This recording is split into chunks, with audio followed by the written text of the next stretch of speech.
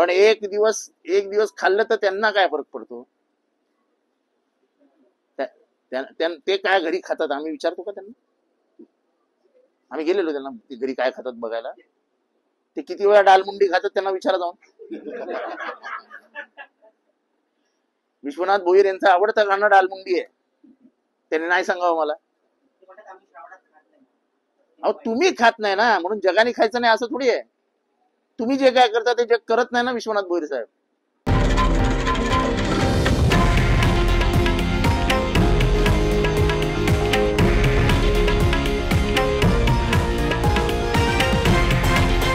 हे आहे देशातील नंबर 1 न्यूज नेटवर्क आणि आपण पाहत आहात TV9 मराठी, एकमेव.